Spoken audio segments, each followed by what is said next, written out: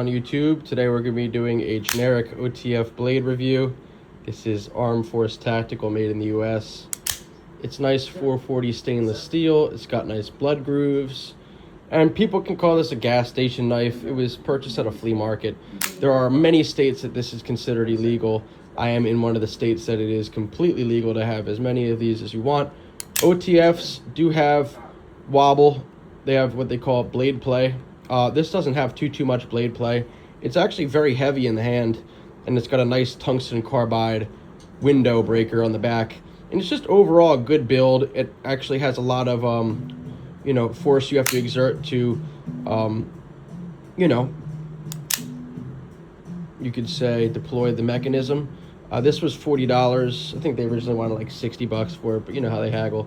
They didn't have it out on display. It was actually in a box in the back. But it's a nice sharp blade. It also has a nice good safety feature where it does the bounce back. Well, there we go. Wasn't close enough. But it bounces back, and that's just so it doesn't go off in your pockets. And all you got to do is whip it back into place like that. Press. And it's good as new. And you can see this knife is just as good a condition as when I purchased it, and I've been using it as a fidget spinner for a while. It's a nice piece. Unfortunately, you're not going to get an OTF blade for this price ever. OTFs start at hundreds of dollars and go to thousands of dollars, especially if you're looking at Benchmade or Microtech.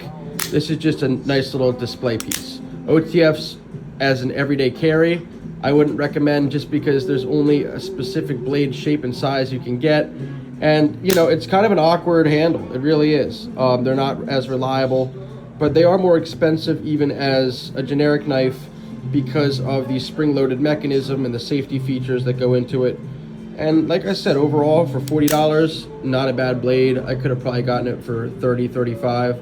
But online, on the Armed Force Tactical website, they do go for around $60 or $70. So, not a bad blade overall. It does look like the original Joker knife. And I hope you enjoyed watching. You can hear it's got a nice smooth movement. You don't hear the springiness. You don't hear the ping. It's just a nice smooth glide. It's not as smooth as the stealth bomber-like mechanism on a Microtech, but what else is? Ready?